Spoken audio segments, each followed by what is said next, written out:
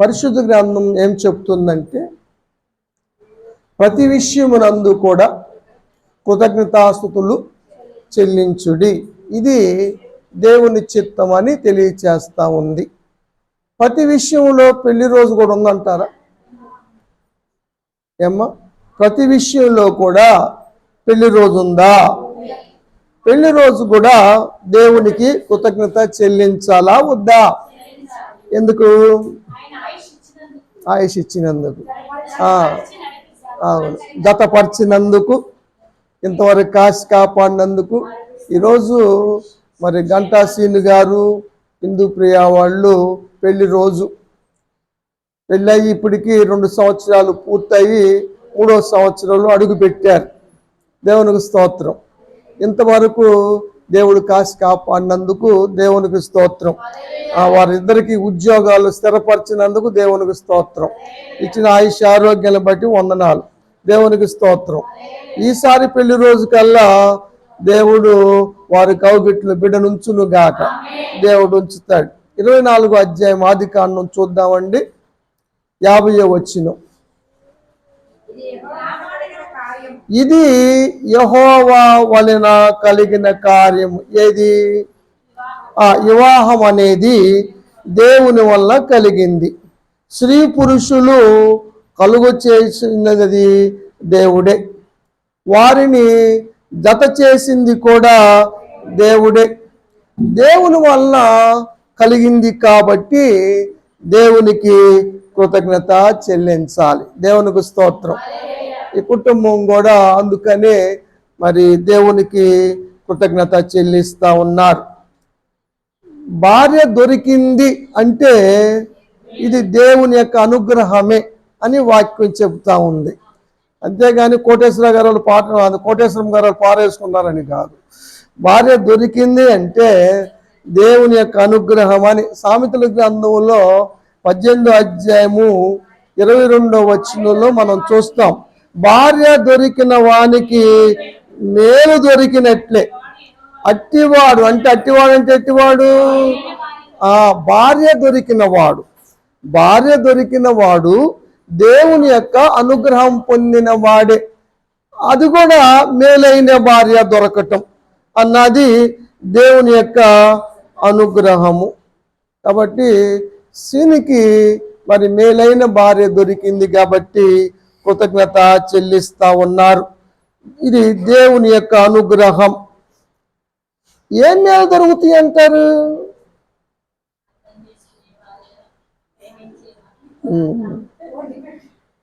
అది ఇక నుంచి బట్టలు తుక్కోవాల్సిన పని లేదు, చేతులు కాల్చుకోవాల్సిన పని లేదు, ఒంటరిగా పండుకొని సూర్యంక చూస్తూ బొంగులు లెక్క పెట్టాల్సిన పని ఉండదు. తన మనసులోని మాటను పంచుకుంటానికి, తన ప్రేమను పంచుకుంటానికి, అన్ని కష్ట సుఖాలు పాలు పంచుకుంటానికి అంటారు. ఎందుకంటే మానవుడు సంఘజీవి, ఒంటరి జీవితం కాదు, అది మంచిది కాదు. దేవుడే అన్నాడు, నరుడు ఒంటరిగా ఉండటం మంచిది కాదని.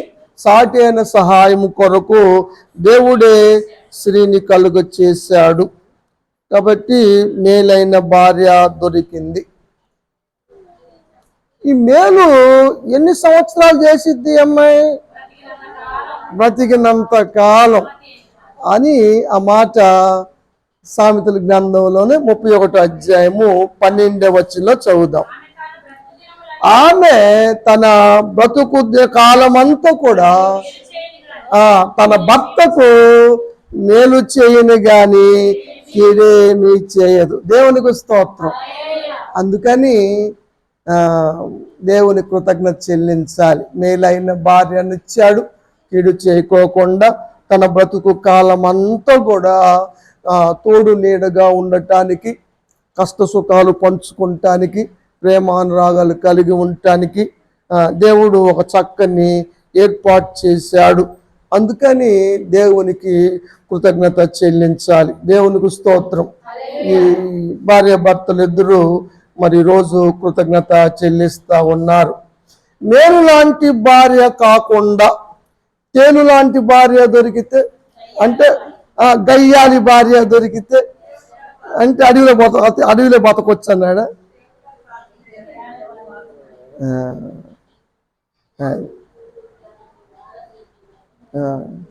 అందరు అంటున్నారా ఏడ దొరికిందిరా నీకు ఇది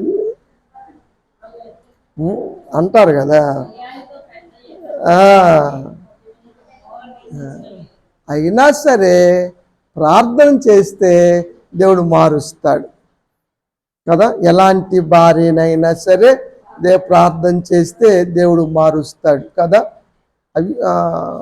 అవిశ్వాసి అయిన భార్య విశ్వాసి అయిన భర్తను బట్టి మార్చబడును అని పౌలు గారు కొరింథీయులకు తెలియచేశాడు కదా, రాశాడు. అదేవిధంగా మన జీవితాల్లో ఎలాంటి భార్య అయినా మరి దేవుడిచ్చాడు కనుక, ఇంకా వంశాన్ని నిలబెట్టేది భార్యే కాబట్టి, నలుగురిలో గుర్తింపు తెచ్చేది భర్తకు భార్యే కాబట్టి, మరి భార్య భర్తలు ఇద్దరూ దేవునికి కృతజ్ఞత చెల్లించటం అన్నది మంచి విధానం. కదా. మరి పుట్టినింటికి మెట్టినింటికి వారది. లేకపోతే అక్కడొక్కడోళ్ళు అక్కడే. మీ అల్లుడు పైకి అట్ట కనపడతాడు కానీ ఆయన సంగతి మీకేం తెలుసు అందంటే అయిపోయినట్టే. మర్యాదలు లేవు, ఏమి లేవు.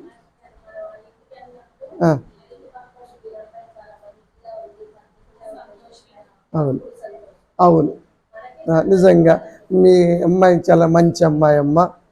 మనం వెళ్ళినప్పుడు అంటే మంచి మంచి ప్రవర్తన నేర్పారు మీ అమ్మాయికి అని బాగా పెంచారు అన్నారు అనుకో, సంతోషం వేస్తుంది కదా. అది అక్కడోళ్ళు ఇక్కడోళ్ళు అక్కడికి నడవటానికి భార్య వారు. అవును, మంచి పిల్లలు. అవును, చిన్ని మున్ని కూడా మంచిగా చేస్తారు విధానం. వాళ్ళు దైవికంగా పెరిగారు ముందు. నేను వచ్చినప్పుడు చిన్నపిల్లలు వాళ్ళు చదువుకుంటున్నారు. నేను వచ్చినాక వాళ్ళిద్దరికి బాప్తీసం ఇచ్చాను. అమ్మాయికి కీర్తనాను లేఖన అని, పెద్ద అమ్మాయికి లేఖనాన్ని పెట్టాను, చిన్న అమ్మాయికి కీర్తనాన్ని పెట్టా. పెళ్ళిళ్ళు కూడా దేవుని నమ్ముకున్న వాళ్ళు పెళ్లి చేసాం. అక్కడికి వెళ్ళి పెళ్లి చేసాం. దేవునికి స్తోత్రం. మంచి పేరు తెచ్చిపెట్టారు. మరి ఈ కూతురు ఏం పేరు తెచ్చిపెట్టిద్దో, మంచి పేరు తెచ్చిపెట్టండి రా. అందుకని చాలామంది అడుగుతారు పాస్టర్లు, అయ్యగారు మీ సంఘంలో ఎవరన్నా సంబంధం ఉండి చేయండి అయ్యగారు, మా సంఘానికి పంపించండి అయ్యగారు, మంచి సంబంధాలు. మీ దగ్గర అయితే బాగా వాక్యంలో బాగా ఇదవుతారు, కొంచెం మంచిగా ఉంటారని అడుగుతారు. సరే, ఏదైనా కూడా ఈరోజు ఒక కుటుంబాన్ని గురించి నేను చెప్పటానికి ప్రేరేపించబడుతూ ఉన్నాను. ఆ కుటుంబము నోవహు కుటుంబం. నోవహు కుటుంబం గురించి ఈరోజు మనం నేర్చుకోబోతా ఉన్నాం. నోవహు దేవునితో నడిచాడు కనుక నోవహు దేవుని కృప పొందాడు. దేవుడు నోవహుకు మంచి భార్యనిచ్చాడు. పేరు రాయబడి లేకపోయినా ఆమె యొక్క ప్రవర్తన రాయబడి ఉంది. నయమా మన బైబిల్లో లేదు కానీ ఎందుకు రాయలేదమ్మా? రెబుకా ఆడాం పేరు కదా, శారా ఆడాం పేరు కదా. అసలు రెండు గ్రంథాల పేరు రాశారు కదా, రూతు అని, ఎస్తేర్ అని. మరి ఓటు అంటే అంతా ఓటు అంట. చెప్పమ్మా, రిఫరెన్స్ చెప్పుతుంది. 4వ అధ్యాయం చూడమ్మా.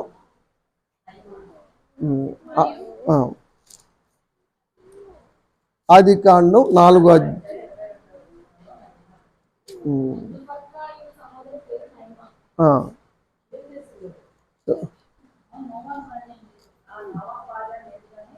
నోవాహు వచ్చిందే 6వ అధ్యాయంలో. 4వ అధ్యాయం పిల్లల భార్య ఉందంటావా? తీసుకొచ్చారు. సరే, నేను చూస్తాను నిఘంటువులో, ప్యారే పేరు రాయలేదు కానీ సరే చూద్దాం చూద్దాం. అదే చూద్దాం. అది సాధ్యమంతవరకు నేను బైబిల్ రిఫర్ చేస్తాను. అందులో మనకు బైబిల్ గ్రంథాలయంలో ఉన్నాను. నేను చాలా 15 సంవత్సరాలు బైబిల్ బుక్స్ షాపులో నేను వర్క్ చేశానంటే బైబిల్ అమ్మాను. ద్రాక్షరస బాటిళ్ళు, ప్రసంగ శాస్త్రాలు అన్నీ అమ్మేవాడిని. అందరూ వచ్చేవాళ్ళు నా దగ్గరికి నేర్చుకోవటానికి. అన్ని ప్రసంగ శాస్త్రం నేర్పేవాడిని. డౌట్లు కూటం పెట్టేవాడిని కదా, అందరూ నేర్చుకునేవాళ్ళు. నిఘంటువుల విషయాల్లో కూడా ఇప్పుడు నేను చెప్తాను కొన్ని విషయాలు. అయితే మీరు అడిగారు కాబట్టి వాటి విషయం కూడా కొంత మీకు నేను తెలియచేస్తాను. మంచి భార్యని ఇచ్చాడు దేవుడు, వారిని ఆశ్రయించాడు. దేవుడుతో వాళ్ళు నడిచారు కాబట్టి భార్య భర్తలు ఇద్దరు దేవుడు వారిని ఫలింపచేశాడు. మంచి 3 కుమారులు ఇచ్చాడు.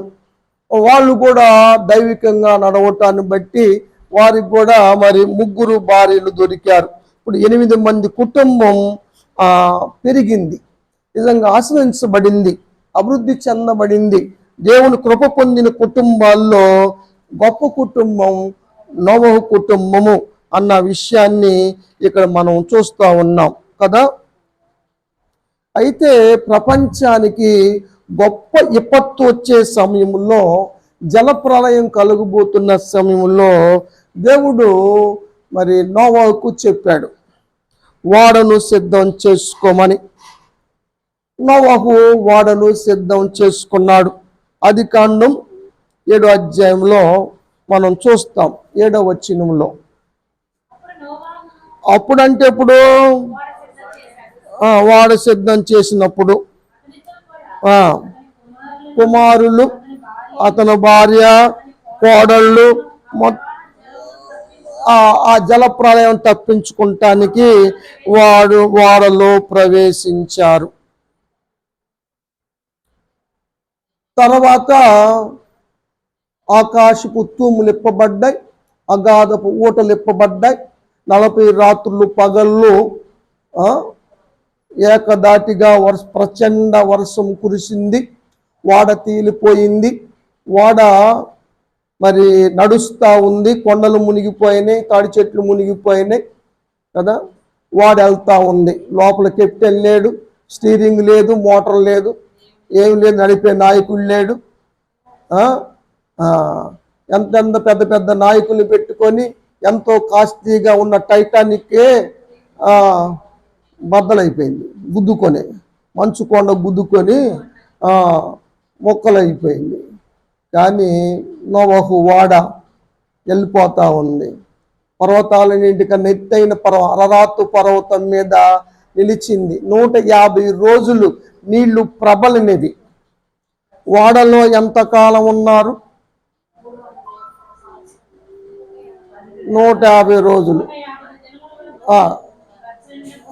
అమ్మ చెబుతుంది, ఆగు, చెప్పరా. 12 నెలల 10 రోజులు. అప్పుడు అన్న మాట ఇందాక చదివేమే ఏమ్మా. అసలు జలప్రళయం ఎప్పుడు వచ్చింది? 17వ తారీఖు 2వ నెల 600 సంవత్సరంలో జలప్రళయం వచ్చింది. రాసుకోండి తారీఖు. మీరు కావాలంటే మీకు రిఫరెన్స్ చెప్తాను ఏమ్మా. 7వ అధ్యాయము 11వ వచనం చూడండి.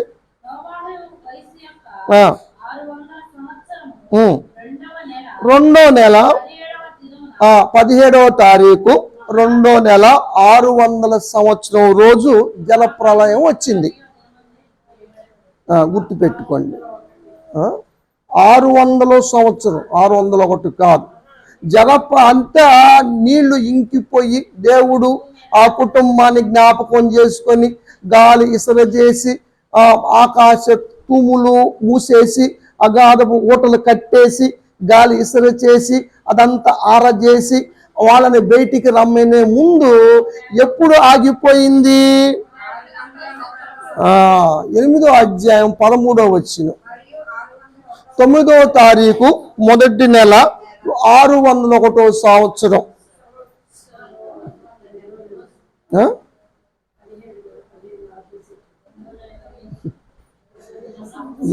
ఎప్పుడు వచ్చింది? జలప్రళయం వచ్చింది తారీఖు ఉంది కదా, 17వ తారీఖు 2వ నెల 600వ సంవత్సరం. మొత్తం క్లియర్ అయ్యింది ఎప్పుడు అంటే ఏమో అంటే వాళ్ళు ఓడలో ఉన్న సమయం 9వ తారీఖు 1వ నెల 601వ సంవత్సరం. ఇది నోవహు వయస్సును గురించినటువంటి లేఖనాలు. దాని ప్రకారం చూస్తే చంద్రమాన ప్రకారంగా సంవత్సరం 11 రోజులు ఉన్నట్టు. సూర్యమానం ప్రకారం కాదు, వాళ్ళది చంద్రమాన ప్రకారం. చంద్రుని బట్టి వారికి నెలలు అన్నీ 30 రోజులు ఉంటాయి. 31 ఉండదు, 29 రోజులు ఉండవు, అన్నీ 30 రోజులు ఉంటాయి. ఏమా ఆ యూదులు క్యాలెండర్ అది. కాబట్టి సంవత్సరం 11 రోజులు. ఇది బైబిల్లో మనకి అంత వివరం కనపడదు, అంటే డేట్స్ ఉన్నాయి కానీ మనకి దాని యొక్క వివరం తెలుసుకోవాలంటే అక్కడ మనం మరి వాటిల్లో ఉంది. ఈ విషయాలన్నీ కూడా మనం చూస్తూ ఉన్నాం. ఇవన్నీ కూడా దేవుడు శ్రద్ధ తీసుకున్నాడు కుటుంబం పట్ల. దేవుడు శ్రద్ధ తీసుకున్నాడు ఎందుకు? ఆయనతో నడిచాడని. ఆయన మాట విన్నాడు, చెప్పినట్టు చేశాడు, విధేయుడిగా ఉన్నాడు. ఆ విధంగా ఏ కుటుంబం అయితే ఉంటుందో ఆ కుటుంబం ఆశీర్వదించబడుతుంది, ఆ కుటుంబం కాపాడబడుతుంది, ఆ కుటుంబం ఫలిస్తుంది, ఆ కుటుంబం వర్ధిల్లుతుంది. మీరు కూడా అదే చేయాలి. అలా చేసిన వాళ్ళే అందరూ ఆశీర్వదించబడ్డారు. ఆ విషయాలు కూడా మనం చూస్తూ ఉన్నాం. కాబట్టి తప్పనిసరిగా మనం అందరం కూడా మరి దైవికంగా ఉండటం అన్నది మనం చూడాలి. దేవుడు ఎంత శ్రద్ధ తీసుకొని కాపాడాడు. మరి కృతజ్ఞత చెల్లించాలా వద్దా? 8వ అధ్యాయం 15వ వచనం చూద్దామండి.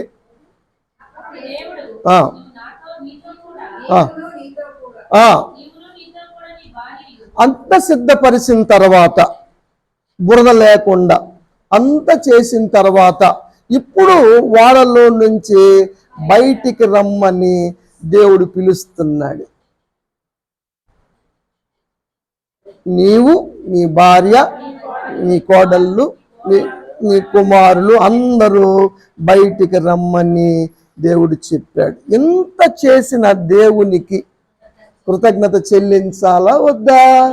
తప్పనిసరిగా. ఈ 2 సంవత్సరాలు సీను గారిని పెళ్లి కూతురు ఇందుప్రియాను కాపాడినందుకు కృతజ్ఞత చెల్లించాలా వద్దా? చెల్లించాలి. అందుకనే బిడ్డలు ఈరోజు కూటాన్ని ఏర్పాటు చేసుకున్నారు. ఖాళీ లేవు అసలు పెట్టడానికి కూడా. ఇక నుంచి ఆదివారాలు కూడా లేవు. ఆదివారాలు కూడా పిల్లప్ అయిపోయినాయి. ఆదివారం సాయంత్రాలు కూడా కూటాలు ఉన్నాయి. కాబట్టి గమనించండి, నన్ను ఇబ్బంది పెట్టవద్దు. కూటాలు లేవని అలాగొద్దు నా మీద. ఏమ్మా ఇప్పటికే శనివారాలు 2 పెడుతున్నా, మధ్యాహ్నం పెడుతున్నాం, మళ్ళీ ఉదయం పూట మరి లేవు.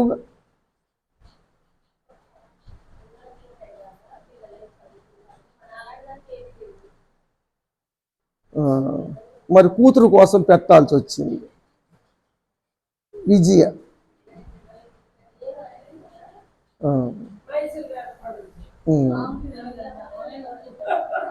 మేము అనుకున్నాం, మా బాబీ నేను అమ్మాయి మాట్లాడుకున్నాం. అన్నీ చెప్పాను అమ్మాయికి, పరిస్థితి కొంచెం ఇదిగా ఉందరా, కొంచెం ఆర్థిక ఇబ్బందులు సమస్యలు తలెత్తే తట్టుకున్నాయి. మరి జాబ్ విషయంలో కూడా కొంచెం అవకతవకలు ఉన్నాయి, మనం పెట్టుకుంటే మంచిదిరా. అదేలే వాటి గురించి మరి తప్పనిసరిగా మన తండ్రిని ఏం చేయబోతే ఎవరు చేస్తారు? నా ఆత్మీయ బిడ్డలకి మరి మంచి చూడకపోతే నేను ఎందుకురా? అది ఎక్కడిద్దరు ముగ్గురు ఉన్నా ఏసై ఉంటాడు. కాబట్టి వచ్చినంత వరకు రండి, కుదిరినంత వరకు కుదరండి. ఏమ్మా, ఎందుకంటే రోజు వస్తున్నారు, ఆదివారం ఒకటి అస్తిపోతే ఎట్టా అన్న ఉద్దేశంతో గతంలో మనం కంటిన్యూ చేసినా కూడా కొంచెం ఆపాను, కానీ అవకాశం లేదు. ఇంకా శనివారాలు కూడా పిల్లప్ అయిపోయినాయి. ఇంకా మళ్ళీ 2 శనివారం 2 అయినాయి. మరలా మధ్యాహ్నం కూడా ఉదయం పూట కూడా ఉన్నాయి. సరే, ఏదేమైనా కూడా దేవుడు మన పట్ల శ్రద్ధ తీసుకున్నప్పుడు కృతజ్ఞత చెల్లించటం అన్నది మంచి లక్షణం. 8వ అధ్యాయం 20వ వచనం.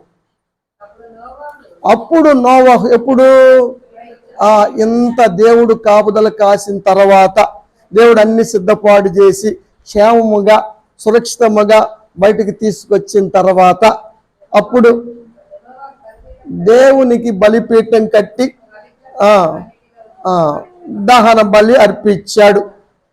ఎందుకురా బాబు, అరే పోరా, నాకెందుకురా, వద్దులే పర్లేదులే అన్నాడు దేవుడు. ఇంపైనగా ఆగ్రహించాడు కదా దేవుడు. వద్దు చేయమని చెప్పడు, కాకపోతే గమనిస్తాడు. అది కృతజ్ఞత చెల్లిస్తే మరలా పొందుకునే ఛాన్స్ ఉంటుంది, ఆశ్రయించబడతాం. దేవుడు ఆగ్రహించాడు, నిబంధన చేశాడు, ఇక శపించనని వాగ్దానం చేశాడు.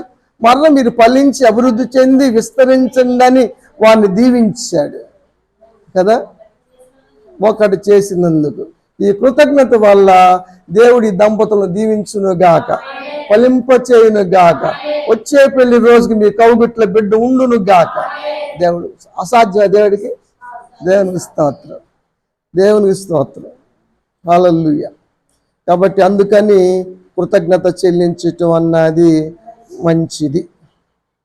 ఆశీర్వాదాలు లేకపోతే ఫలింపు ఉండదు. ఇంకో భార్య భర్తల గురించి చెప్పేసి ముగిస్తా. ఎందుకంటే మరి శనివారం కూడా పెళ్లి రోజు ఉంది, పరిశుద్ధాత్మ కూటమి ఉంది, 2 మిక్స్ చేసి చెప్తాను ఆ రోజు. ఈరోజు ఇంకో భార్య భర్తల గురించి కూడా చెబుతా. వాళ్ళు విశ్వాసుల తండ్రిగా పిలువబడ్డంటి వారు, యోగ్యులకి యోగ్యమైన స్త్రీలకు తల్లిగా పిలువబడినటువంటి వ్యక్తులు అబ్రాము, శారాయిలు.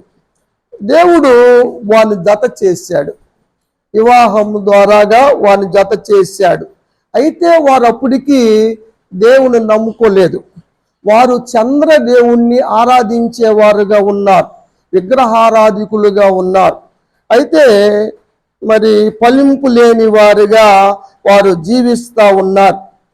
అయితే దేవుని యందు ఆసక్తి కలిగినటువంటి అబ్రాము మరి దేవుని మాటకు విధేయుడై ఆయన నమ్మి ఆ కల్దీల ఊరు నుంచి బయలుదేరి వచ్చేసాడు, నది దాటి వచ్చేసాడు. నది దాటిన వారికి ఒక పేరు ఉండేది.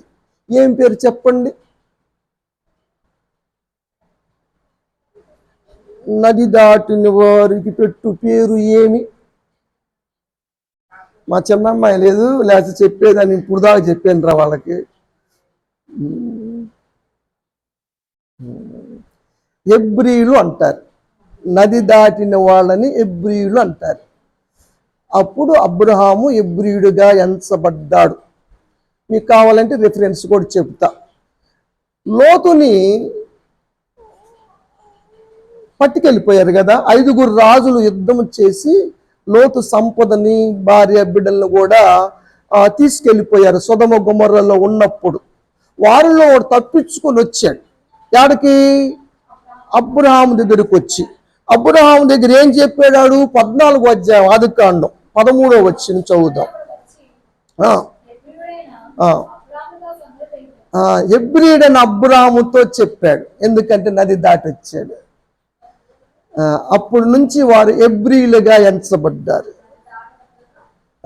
వాళ్ళు మామూలుగా ఉన్నారు, మామూలు జనాంగమే, అన్ని జనాంగం కింద లెక్క.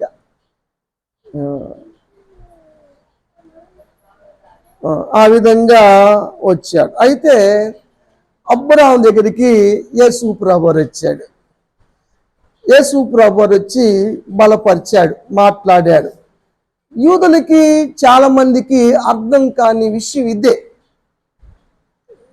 ఈ విషయాన్ని మీరు ఈరోజు మరి కొంచెం శ్రద్ధగా ఆలోచించండి. 15వ అధ్యాయం ఆదికాండం 15వ అధ్యాయం 1వ వచనం.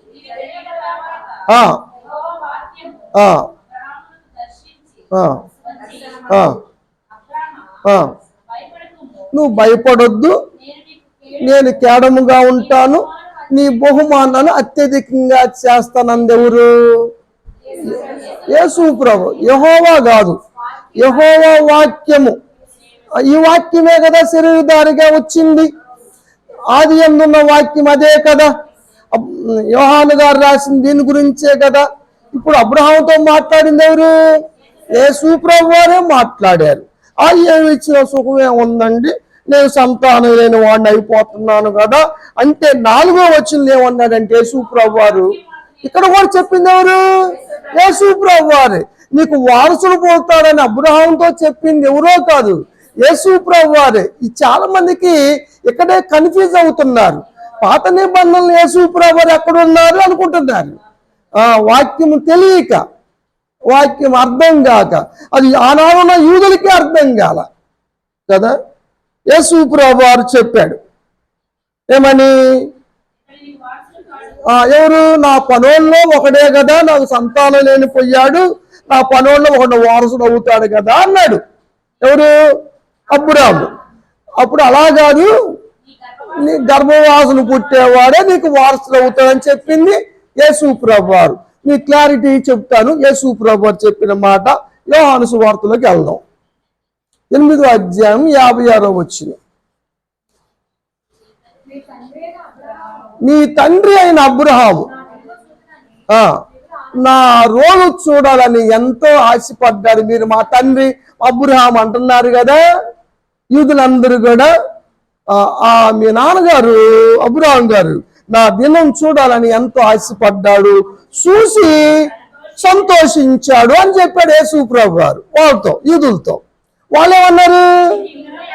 అలా ఊరుకోండి, నీకు ఇంకా నిండా 50 ఏళ్ళు లేవు, నువ్వు అబ్రహాం చూడటం ఏంది అన్నారు వాళ్ళు. ఎవరు? యూదులు అన్నారు. అప్పుడు యేసు ప్రభు గారు అన్నాడు, అబ్రహాం చూడటం కదా బాయ్, అబ్రహాం పుట్టక ముందే నేను ఉన్నానన్నాడు. ఆయనే కదా సృష్టికర్త, ఆయన లేకుండా ఏది కలగలేదు కదా. అబ్రహాం పుట్టక ముందు నేను ఉన్నానన్నాడు. 2000 సంవత్సరాల తర్వాత ముందు నుంచి వచ్చింది ఏంటి? యేసు ప్రభు వారు మానవుడిగా పుట్టాడు. కానీ పుట్టక ముందే, ఆయన ఈ లోకంలో మానవుడిగా రాకముందే ఆయన వాక్యముగా ఉన్నాడు, సృష్టిలో ఉన్నాడు, సృష్టికర్తగా ఉన్నాడు, దేవుడై ఉన్నాడు. ఆ సత్యము చాలా మందికి తెలియటం లేదు. ఇప్పుడు యేసు ప్రభు వారు చెప్పాడు. తర్వాత మరలా ఎల్ షద్దయిగా 17వ అధ్యాయంలో వచ్చాడు. 17వ అధ్యాయం 1వ వచనం ఆదికాండం. అప్పుడు అబ్రహాముకు 99 సంవత్సరాలు వచ్చినాయి.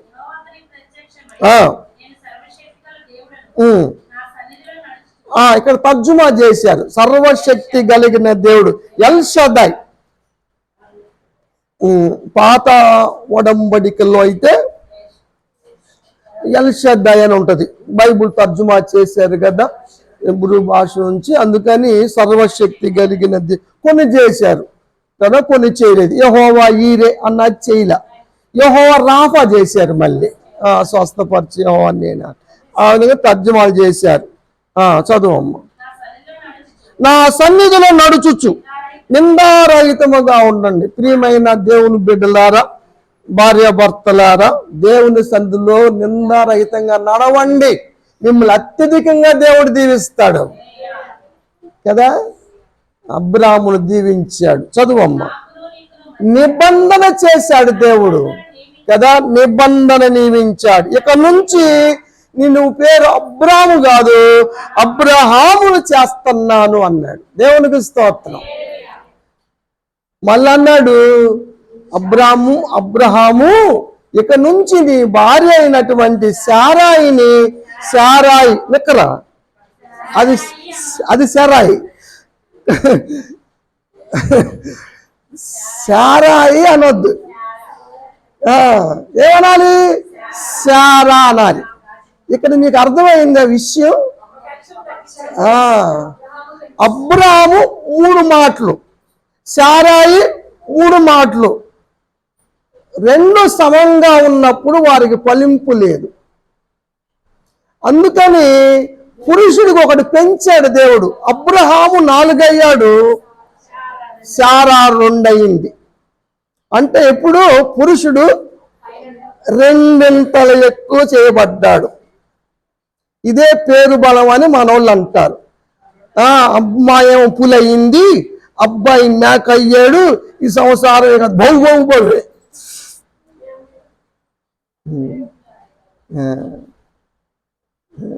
మనోళ్ళు అంటారు. ఏది ఏమైనా భర్త భార్యను ప్రేమించటం, భార్య భర్తకు లోబడి ఉండటం ద్వారా ఫలింపు ఉంటుంది, అంతేగాని ఈ బహుబహులు కాదు.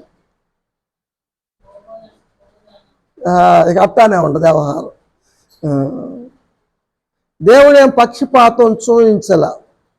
ఆ స్త్రీని పురుషుని ఎక్కడి నుంచి తీసాడు? కింద చిటికినేలు భాగం, కాళ్ళ భాగం నుంచి తీల.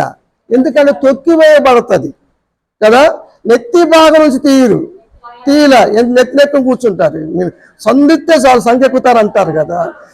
ఇప్పటికే తాళాలు గుర్తు బొడ్లోనే కదా. సరే ఇంకో వేరే విషయంలో కానీ అందుకని దేవుడు శరీరానికి మధ్య భాగం,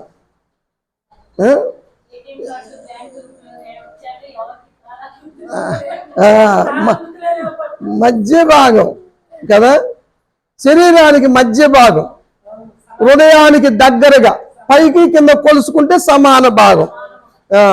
మీరేమంటారు? మాకు ఎడం పక్క భాగం తీశాడు కాబట్టి జేబు భాగం మాది అంటారు.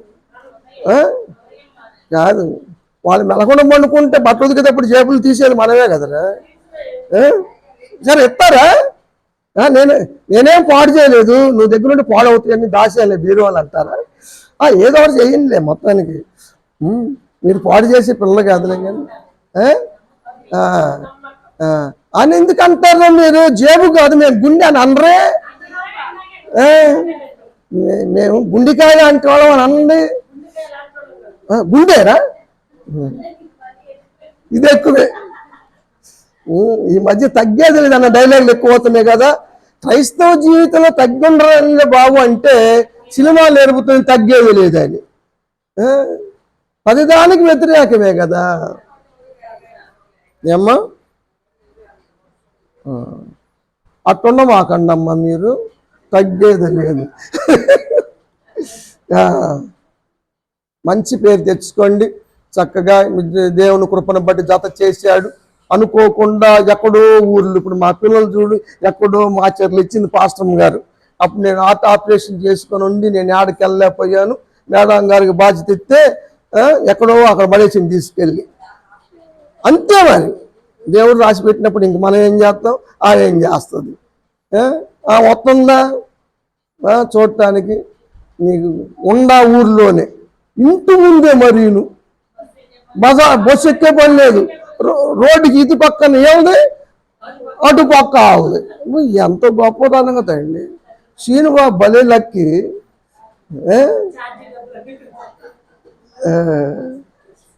అది మన మధ్య ఒక ఆయన చెబుతున్నాడు, ఏం పర్లేదు నీకు మనసు బాగాలేదనుకో, నీ బాగా కోపంలో ఉన్నావు అనుకో, ఎక్కడికి వెళ్తా?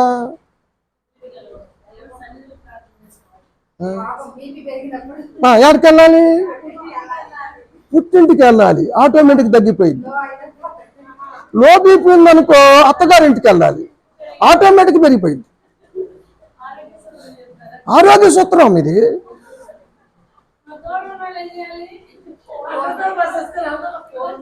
ఫోన్లో మాట్లాడుకోండి, ఫోన్లో వచ్చింది ఇప్పుడు. ఏమో కాబట్టి విధేయులుగా ఉండండి. శారా గురించి రాస్తాడు పేతురు గారు ఒక చక్కని మాట 3వ అధ్యాయంలో 1వ పత్రికలో. చదువు.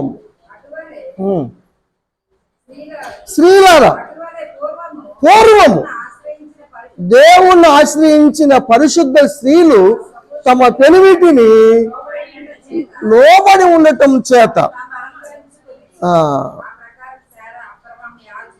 యజమానుడా అనేది, నా యజమానుడు అనేది లోబడి ఉండేది కదా. అమ్మా సదురు అన్ని వెళ్ళాలి. ఎక్కడికి వెళ్ళేది? ఏం దేవుడు వెళ్ళమన్నాడు? ఏడ దొరికే మాలవాకం నువ్వు, ఎక్కడికి వెళ్ళదు తెలియదు, ఎక్కడికి వెళ్ళలేదు తెలియదు. అల్లా కదా, బయలుదేరమంటే బయలుదేరటమే. పాపం హాయిగా పండుకుంది, అప్పుడే అన్నింటిలో అన్నం తిన్నారు, అన్ని కడిగేసుకుంది కదా. మీరు ఎల్లుండి కడుగుతారా, తెల్లారు కడుగుతారా అంట్లు?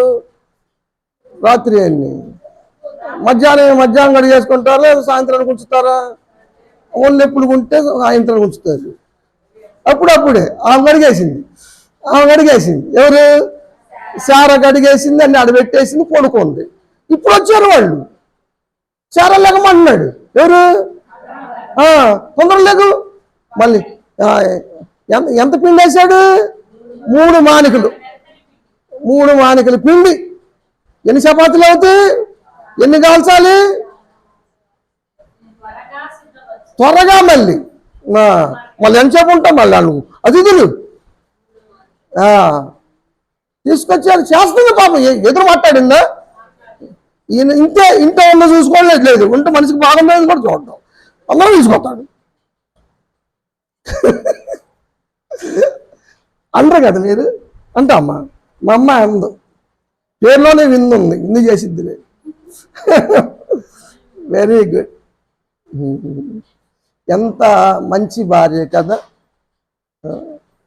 ఎదురు చెప్పని విధేయుడు. ఆ విధంగా లోబడి ఉంది. పరిశుద్ధమైన స్త్రీలు ఆ విధంగా జీవించారని కదా. మా ఇంటి వెనక ఒక ఉండేది, భర్తను పిలిచేది, ఓ 2 మొహోరు ఎక్కడ తెచ్చావు వాడు. మళ్ళీ ఆయన పేరు రూదరపాలు గారు.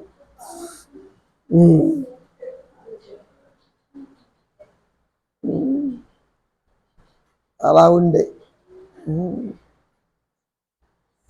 మీరు అలా పిలవరు కదా, గౌరవిస్తారు కదా. వాక్యం ప్రకారంగా దేవుని బట్టి స్త్రీలారా మీ భర్తలకు లోబడి ఉండండి, ఇది ప్రభువును బట్టి ధర్మమే. అధర్మమా? ఆయన మంచిగుంటే మేము ఎందుకు ఉండం అంటారా? అది వెరీ గుడ్. అది నీ మంచితనంతో మార్చు, నిశ్వాసంతో మార్చు, మీ ప్రవర్తన బట్టి. వాక్యం లేకపోయినా వాళ్ళు రాబట్టబడొచ్చు అన్నాడు పౌలు గారు కదా. 7వ అధ్యాయంలో పేతురు పత్రికలో కూడా ఉంది.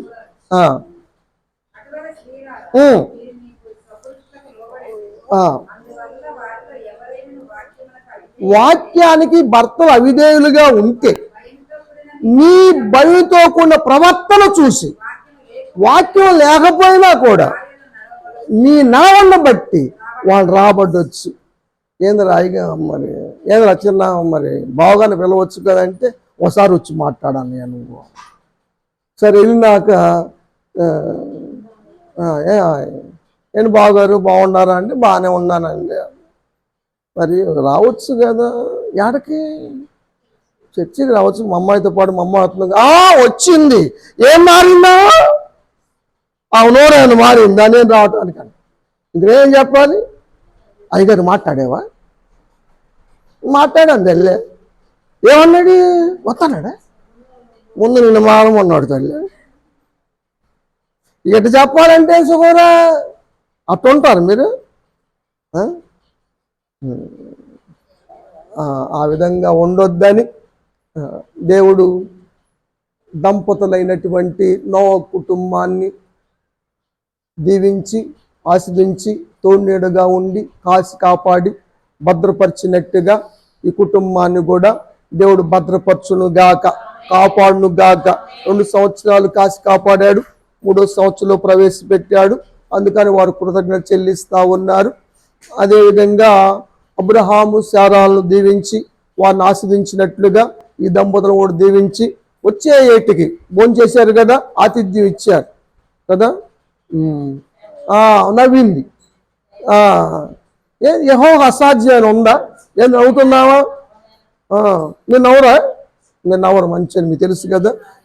దేవుడి కార్యాలు దేవుడు చేశాడు. దేవుడు నిర్ణయ కాలంలో శారాను దర్శించాడు, కుమారుని కంది. చీని గారిని అడిగితే మా గంటే పుట్టాలంటున్నాడు పేతురు గారు. అబ్బో అందరూ పేతురులే. ఒక ఇంట్లో ఇప్పుడు ఒక పేతురు గారు దిగాడు, ఇంకో పేతురు గారు కూడా కావాలంట. ఆ. సరే నేను అన్నాను అబ్బా ఇష్టఫల సిద్ధిరస్తు అంటాం కదా, నీ మనోవాంఛ సిద్ధిరస్తు అన్నాడు కదా, మనోవాంఛ తీర్చునని మనం చెప్పే కదా వాక్యము. అది దేవుడు ఈ కుటుంబాన్ని దీవించి వాళ్ళ కోరిక మేరకు వచ్చే పెళ్లి రోజు కల్లా వారి కౌగిట్లో పేతురు గారు ఉండునుగాక.